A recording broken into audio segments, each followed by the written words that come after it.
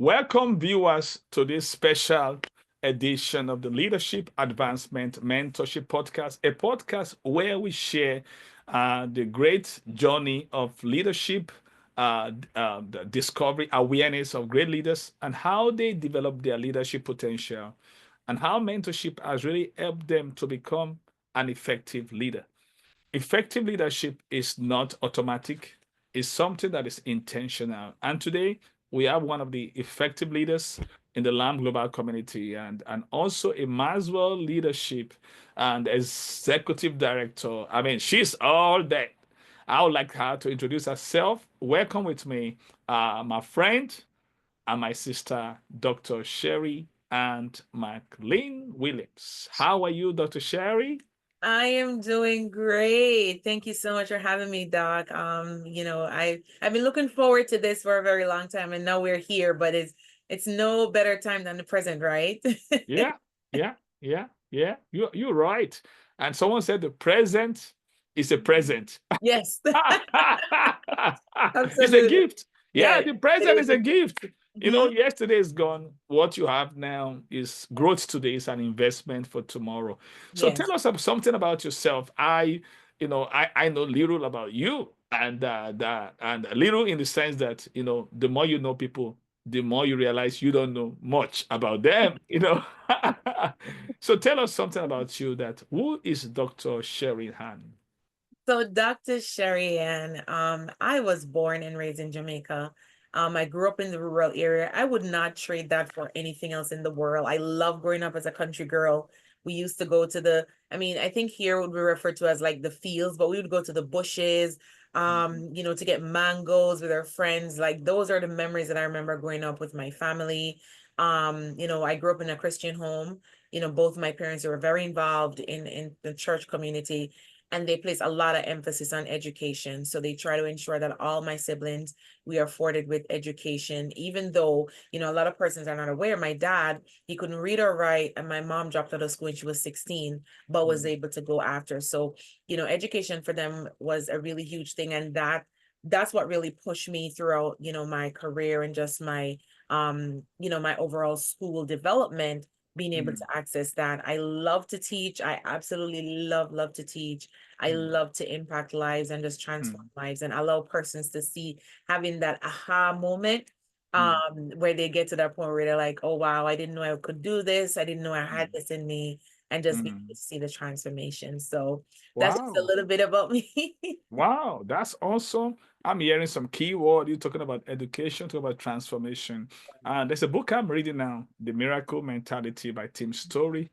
And he mentioned that there are three keys to transformation. And Mm, one of the things he mentioned is education and yeah, conversation and observation. yes. And hearing you talking about education and all that, and one of the quotes have really helped me to look at education in a different ways. He said, education is not the filling of the pail, but Mm, the igniting of the mind. that's A- deep.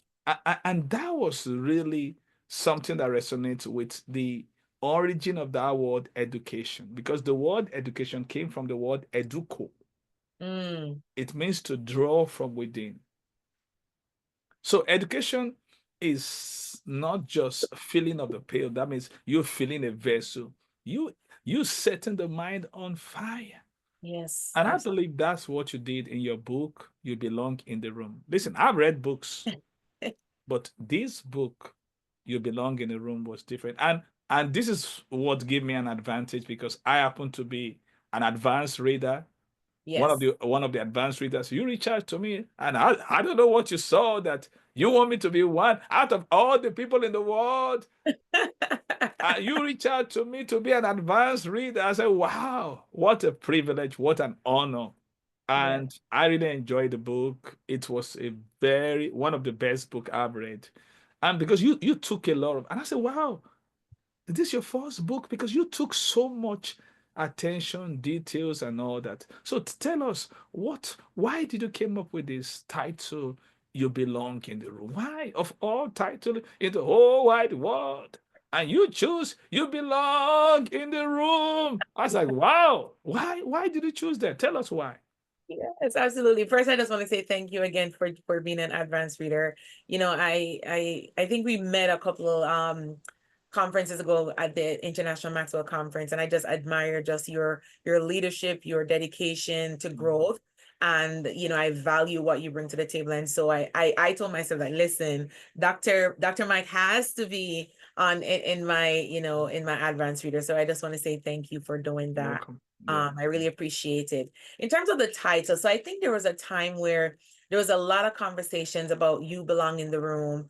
Don't let anyone tell you you don't belong in the room. But the perspective that was connected to that was more so dealing with imposter syndrome. And I talk a lot about imposter syndrome as well. Mm. At Mm. first, I was going to, entitle the book something about imposter syndrome, but I discussed it in the book more so in chapter 1. When I thought about you belong in the room, I thought about both parts of it. And I think this is the first time I'm going to talk about this, which you're going to hear about it first here. Is that I think of this book in two parts, right? The Mm. first part is that you have to be able to lead yourself. And that is why you belong in the room, activating the power of self-leadership. So Mm. you want to say, okay, yes, I belong in this room. I have a seat at this table, but what are you doing to prepare yourself to have a seat at that table? What are you Mm. doing to qualify yourself? You can't say that you have a seat at the table and you're not prepared. So Mm. when you're called upon or you're asked to do something, you absolutely can't deliver. And so Mm. that is why for this first book, right, I talk a lot about, yes, you belong in the room, but then you need to activate that aspect of your self leadership. So when you show up in the room, you're doing so boldly, you're doing so Mm. confidently, you're showing up prepared and being able to let everyone see your unique talents, your unique strengths, and what you bring to the table. So that is Mm. the first part, and that's what I thought about, when it comes on to you belong in the room, and that's why I came up with the title of this book. Wow, that was awesome. You got me thinking in so many creative direction because as you were talking, and I realized that it's good for people to know and to be aware that they belong to the room. And it's also people to know that because you can come to the room and sit on the floor, Mm-hmm. but you need Yeah. to know that you don't just belong to the room, Yeah. you belong to the table. Exactly. But I like what you said. For you to come to the table, you need to bring something to the table Mm-hmm. because you are either part of the menu. Mm-hmm. Oh,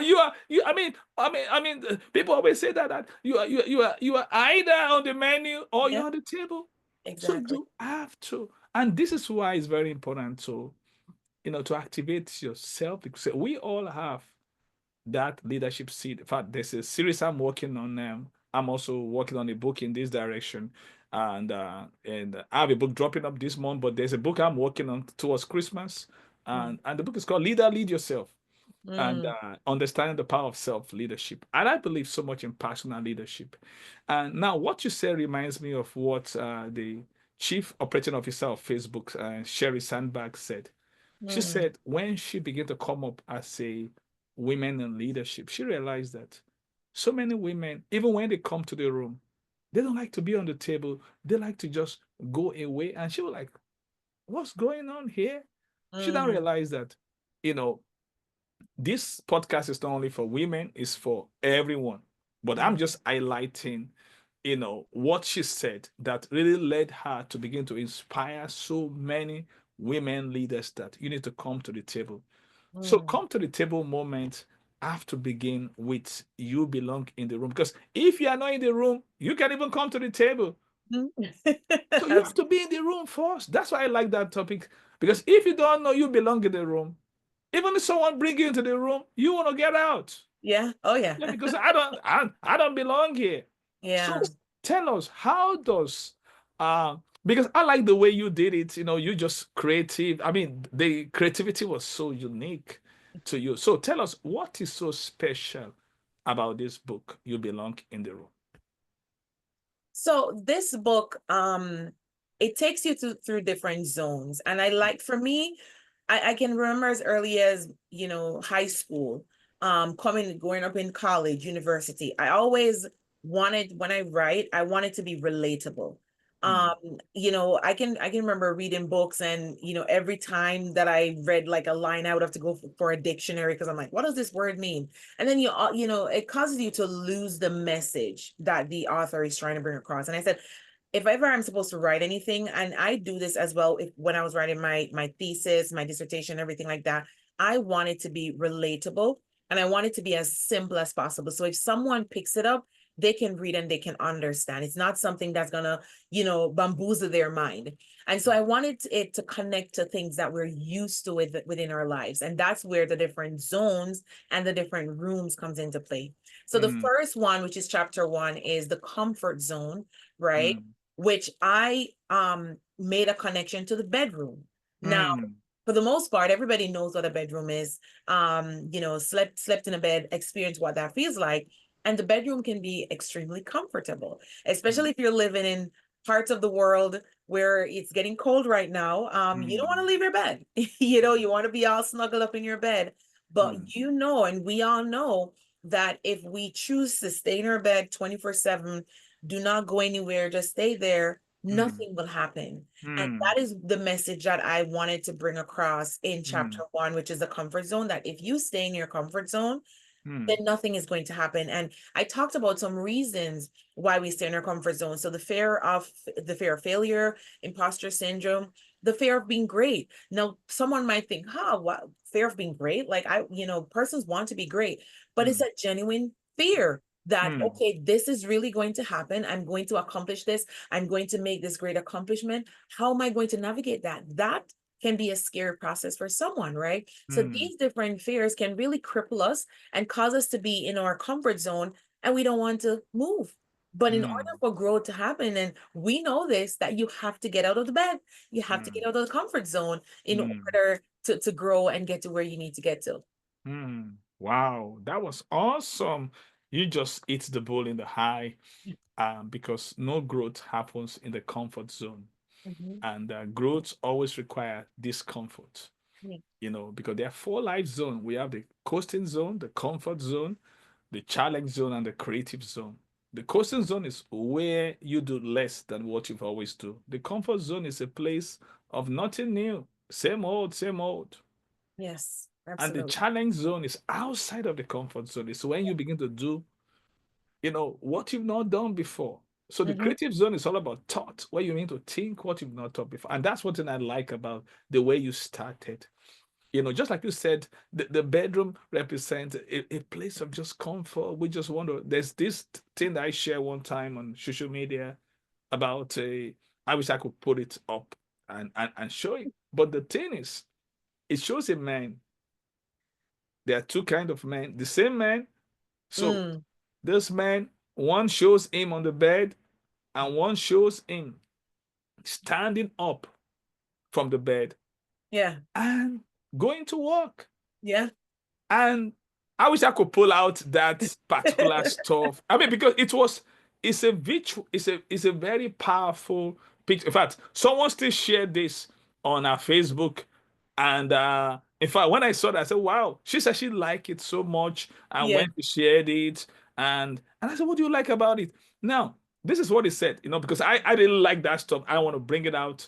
And to read that aspect, he said, every morning you have two choices: Mm, go back to sleep and dream, mm. or get up and catch your dreams.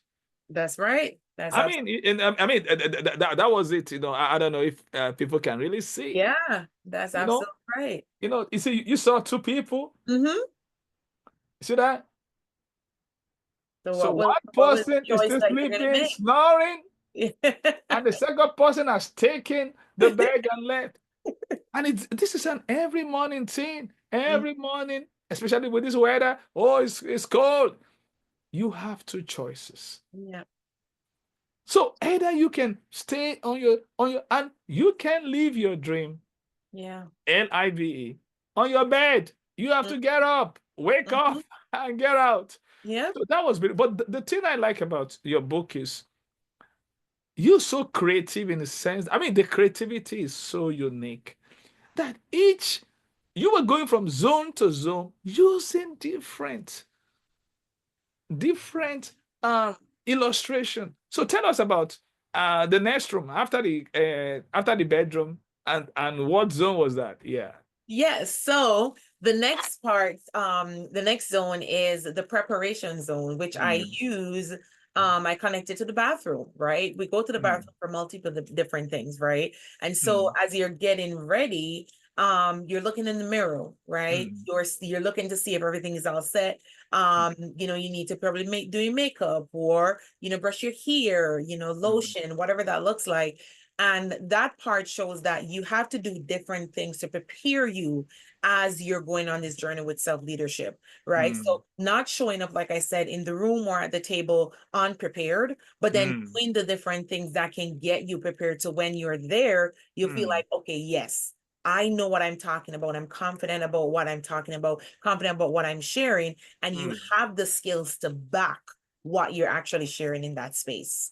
Wow, that was awesome. Look at that. I mean, but the thing is, and as an author, I'm just really I'm thrilled about your creativity. How long did you take to come up with this different expression? So, the funny thing is that it did not take me long to come up with, because when I thought about the book, I immediately thought about the different rooms, right? So I had the Mm, bedroom, the bathroom, the kitchen, outside, the front yard, different spaces like that. Um, but I wasn't sure what zone would I connect it to, right? So for example, the mm, bedroom, I knew off the bat that it would be a comfort zone. But then as I went on, I was like, okay, what other zone was connected to the different, comfort space, right? So then I thought of the bathroom and I was like, okay, what do we go to the bathroom for? To prepare, right? mm, Then I thought about the kitchen, right? Which is mm. the creative zone. And I'm Ooh. thinking, all right, then what do you go to the kitchen? Like your different meals and different things that you do in the kitchen. Mm, I think mm, about, the backyard, right? Where you mm, go. Normally someone has like a garden in their backyard or some mm, sort of thing, like they're doing some farming. And I thought a lot about just my experience growing up in the rural area in Jamaica and just how the house was mm. situated. Yeah. And then I thought about the front yard, right? Where think about the front yard, you're seeing your neighbors, you're like, hi, how you doing? How are things going? You're having that Mm. conversation. And in that space, you're adding value. So then I connected that to the adding value zone, right? So Wow. I thought about just the different spaces where we find ourselves and what's a message that Mm. you get from each zone. And that's how I created that with the comfort zone in the bedroom and all that space. Wow, this is so awesome. I'm just inquisitive. I'm curious. You know what? I mean, like I said, I read the book, I had talk, and one part that you really mentioned is when you did an essay competition, and that really make a mark on you and all that. Tell us, at what age, at what point did you discover the leader within you, that you just discover you have this leadership potential? How old were you at that point? When? I want to say that I've always known, but I was afraid to embrace it because Hmm. I mean, within the past year, I've been working with a mentor, incredible mentor. And one of the things that I started to embrace was the point that I'm a teacher. Now, when Hmm. I was 8 years old, I would get my friends over and I would start teaching them things, math, Hmm. English, all sort of thing. And I was 8 years old. From there, that transition, I remember when I was in primary school, we had an issue with like the pipe at the back, like it needed to be cleaned and there were those things growing on it. And so I went to the principal and I said, we want to do this project. And she's like, great. She gave us money. My friends and I, we put money towards it and we cleaned up the back of the pipe as a school project. As I was going on, I remember one of my friends, his dad died. And I reached out to everyone and said, hey, can you give $5, different money so we could put together and give him something, give him a card and put the Hmm. money in that envelope. So from an early age, I knew it. But one of the things is that as I grew and I went to like college, Hmm. that started to shrink, right? So Hmm. that passion and that thing for leadership, even though it was still there, because I was exposed to so many other people, and I'm like, oh, I started to doubt myself. I was like, oh, Mm, I don't think I'm a leader. I don't think I'll let someone else do this. And I mm, started to take the back seat, right? mm, And I said, you know what? I'll support you. I'll do whatever. But I wasn't going to be the one to take the charge. And as I mm, grew older and I started to move, I'm like, okay, there are things that they come naturally. Like I don't have to struggle to do it, right? Mm, I'm thinking about it. I'm always trying to have foresight. And so I started to embrace it even more and start mm, to function in that in my full capacity. I started to get training. I started to, get information from everybody, articles, stuff mm, like that, and how I can improve myself as a leader, because we all know that, we don't want to get to the place where we think that we know it all and we don't mm, need any more growth or development, because that's where we're going mm, to make the big mistake. And so continually learning from mm. everyone, not Yeah. limiting to say that, oh, you don't know what you're talking about, I'm not going to learn for you, or you're too young, or Mm, you're too old. No, trying to get lessons from everyone, take mm. take the different lessons from that and see what I can apply to my life. Wow, that was awesome. Talking about learning, there are three different attitudes to learning, according to Dr. John Maswell. Mm-hmm. The first one is the arrogant attitude that says, no one can teach me anything. Mm-hmm. And the second attitude is a naive attitude that says, if only one person can teach me everything.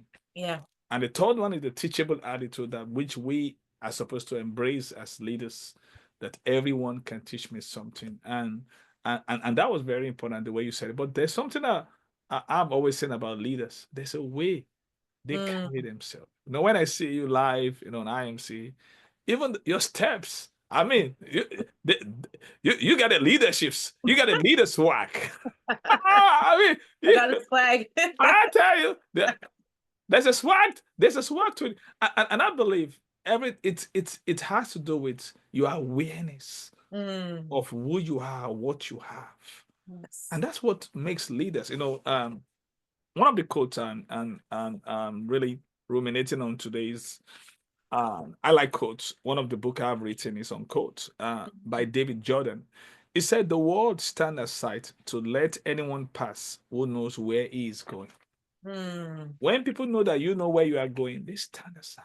Oh yes. Oh They yes. clear the way for you. They say that swagger. Mm-hmm. I mean, and it's based on awareness. Yes. So now you talk about you became aware of it since 8 years old, but you didn't really embrace it Mm-hmm. until you became older. But the question is, now that you now embrace that leadership, you just realize that I got something. I believe leadership is for everyone. Everyone have the potential. That's why Dr. John Maswell wrote the book, Developing the Leader Within You. So at what point did you begin to pay the price of development? Because it's not enough to be aware of what you have. Mm-hmm. You know, awareness is the first base. Like when you're playing a baseball, it's the first base. Yeah. you know but at what point did you begin to develop this ability? Because when did you begin to at what point did you need to, and what does that price look like, that the price for your leadership development? Because I mean, you don't just, when you see, the Ziegler said, when you see anybody on the mountain, it did not drop there, it climbed there. Yeah. So what does that climb look like? What did the price? Can you just, I like people to name the price, but what price have you paid to develop the leader within you? I know we are still all a work in progress, but to this point, because for you to come up with this book like that means you have taken time to become aware of who you are, what you have, and then you begin to, oh yes, I have to invest in this development. So and beyond your PhD, I know you have a PhD, but beyond that point, what price did you pay to Mm. develop your leadership potential? Thank you. Mm. I think for me, I started to look more into leadership towards maybe, I would say towards later my bachelor's into my master's program. Mm. But in terms of like serious investment, I would say probably the past 9 years. Um, Okay.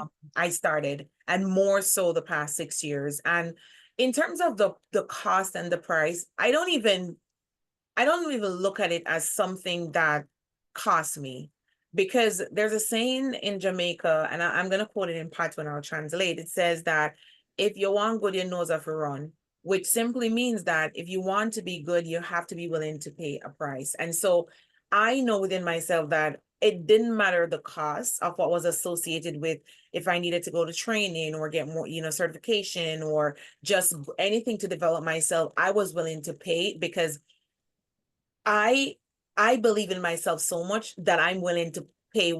It doesn't Mm. matter the cost. I'm willing to pay anything, because mm, I know that I have so much more to give. And so the better I am, the more I can give to others. And that's how mm, I look at it. So it's not the cost or the price. It doesn't even, I don't even look at it that way. I look at it as an investment, not mm, only for myself, but an investment mm, for others that even don't even know that they need it. But then through mm. me getting the skills, I'm able to help them. Wow, that's awesome. Great. Oh, so I say we shouldn't end this podcast. And quick question: how has mentorship affected your life positively? Oh my gosh, mentorship is so important. I remember starting this year and I had a conversation with a few people and I said, listen, if you want a game changer in your life, get a mentor. And I'm coming from a tough place with mentorship. I had a bad experience with mentorship, a few years ago. And that experience caused me to be very reluctant to get a mentor, even though I knew within my heart that I need a mentor, but I was Mm, so scared.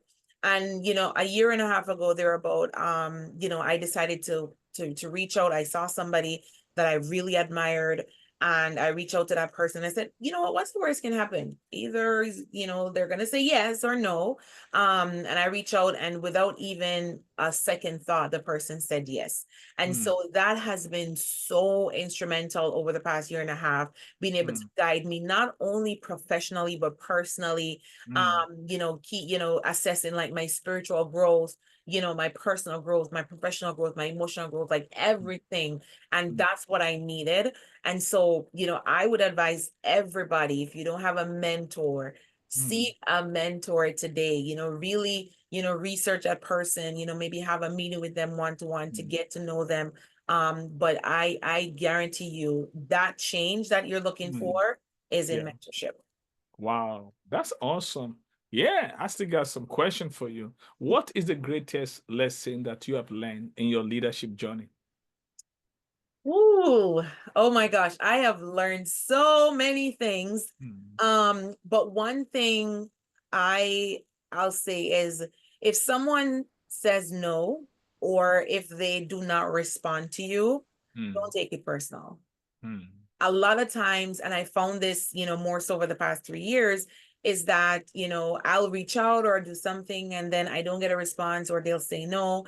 And I'm like, oh, so why didn't they want to do this? But if we practice mindfulness, mm, so many things that people are going through in this world. Yes, you'd want them to respond to an email a certain way, which probably you would have done that, but you have to mm, remember they're not you, right? mm, And so you have to be mindful that maybe they're experiencing certain things. Maybe they not right now is not the best time.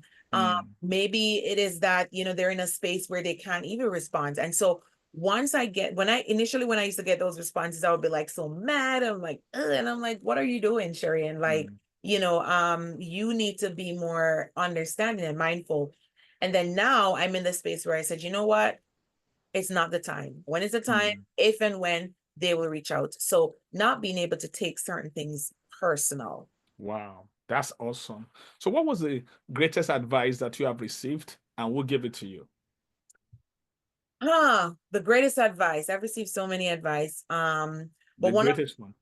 one of them I say that really stood out to me was when I was in college. I wanted to travel to a conference, and the individual that was supposed to sign off on the document said that no, they're not going to let me go. And it was just a whole back and forth thing. And I remember one lecturer, she said to me, never let anyone tell you what you can't do. Mm, If it is that you want to do it, then go for it. Right? mm, You have one life to live, so go for it. And I'll never forget that. And that has stood in the back of my head in terms of like whenever I see something and I want to go and do it, I do it. mm, I do it even if I'm scared, right? mm. But I still put myself out there. Wow, that's awesome. So, what have you learned in the course of writing this book? You belong in the room. So, what have you learned?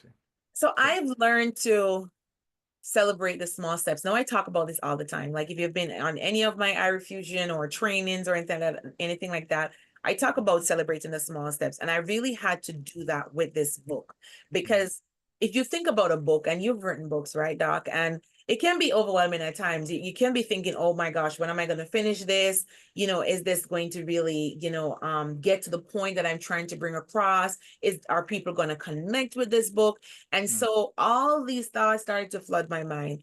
And Mm. I had to remind myself that, okay, I was able to complete 2 pages today. So let me celebrate that, because that's 2 pages down from what my overall goal is. And so that doing that really helped me to push through the book, completing a chapter, then another chapter. And I was like, okay, just, 2 more chapters left, and so on and so on. But then that really helped to motivate me and stay, on track for this book.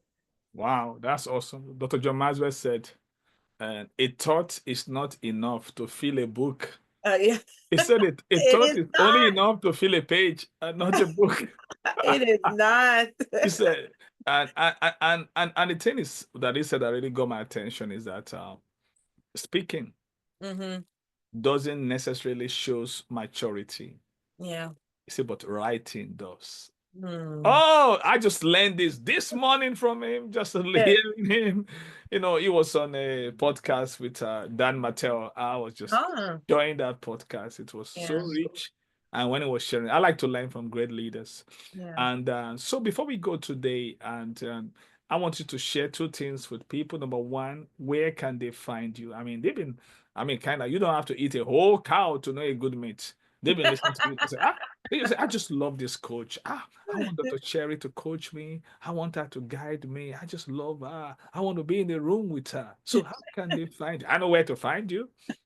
I know where to get you. That's why here. So how can they find you?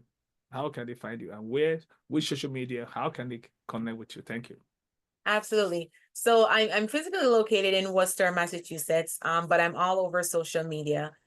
You can visit my website as well, McLeanCoachingandConsulting.com. I'm on LinkedIn and Facebook, Dr. Sheri-Ann McLean-Williams, and also on Instagram. You can find me there as well. If you go to my website, you can subscribe to our mailing list. I send articles, information, useful things for you to help with your growth and your development. Wow, that was so. What do you call it? The name of your company again? I want them to hear because you say it so fast. McLean Coaching and Consulting. Exactly. I want them to get it. Then tell them how can they get your book? Yeah, and So how my can book is on Amazon. It's on Amazon, and you can have the hard copy or you can have the Kindle version. So they're available on Amazon. I say the holiday season is coming up. Buy one for yourself, buy one for someone else, and give someone the gift of growth. Wow, this is awesome. Dr. Sherry, you're so phenomenal. I tell you. And I'm just so excited that we can have you today. I know we having you at the Authors Forum, and you're going to be our guest Yeah. author. And coming up and the first Wednesday of the month next month. I'm looking forward to that. We'll be having Dr. Kenisha Williams in the Yeah. January Authors Forum. She already commits to that. We want to be bringing authors like you. And just one word before you go, what would be your advice for someone that want to write a book that was just, trying to figure out how to do it? What would be your best advice for someone that really wanted to write a book? So what would be your advice for that person? I would say just start, even if you don't have a framework, even if you're not sure where you want to go with the book, just start jotting down points. It could be bulleted points, it could be a few sentences, it could be maybe a paragraph. Start writing something, because I can tell you, once you start to write something, it will start to spark something else in you, right? And then the connection will start to form. And make time intentionally to do so, right? Don't look at it like, oh, maybe I'll do it tomorrow at 5. No, schedule something in your book to say between 5 and 6, I want to dedicate this time to make some notes or just jot something down. And it's okay if you don't have a lot, right? It's a work in progress. It's not a Mhm. sprint, right? It's not a sprint, right? It's a Mhm. marathon. Yeah, I like that. Yeah. And I think you qualified to tell us that. For real, because I know, because this thing called book is like having a baby. And Mm, I tell you, then I just, like I said, I'm dropping a new one this month. And someone said, you yeah. turning out books like babies. I said, that's what it is. It's just a process, Mm, and the main thing that you need to have a pure motive. yeah. And if your motivation is money, you've missed it. You've Yes. missed it. Yes. Your motivation should be to add value to people, to help people. I don't write book for money. Mm, I write book to change lives. And that's me, and that's why the book writing for me is just an avenue to change so many lives. So we want Right. to say thank you to Dr. Sherry for taking out of your real tight schedule. I mean, we were able to get you today. It took a while, and we keep on kicking the can down the road. But thank God we were able to get you live and direct today. Your last word for our viewers. Don't give up. Keep Hmm. pushing, keep trying. Yep. Don't listen to anybody and what they're saying that you can't. Follow your heart and just keep going.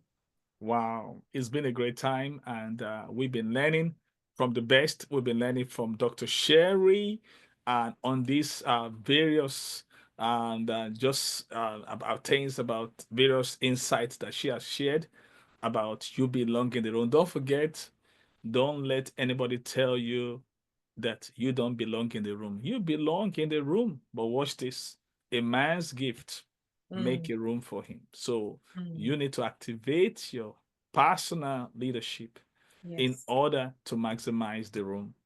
And I want Yes. to tell you something, Dr. Sherry, thank you for coming. And we value you so much. And we will be putting the link to get Dr. Sherry's book in this podcast. So watch out for it. So you will be able to click the link in this, as the YouTube comes out, the link will be there so that you can easily get the Kindle and the hard copy. Thank you. I've read the book myself, and this book, I highly recommend it for everyone that wants to know that they believe belong. Because this room will not just give you Mm, the theory, you will have the practical to do it because this is coming from a practitioner. Thank you, everyone. Till we come your way next time with another great leader. Don't forget, you belong in the room. Don't just buy the book, buy it, read it, and apply it to experience the transformation. Bye bye. See ya.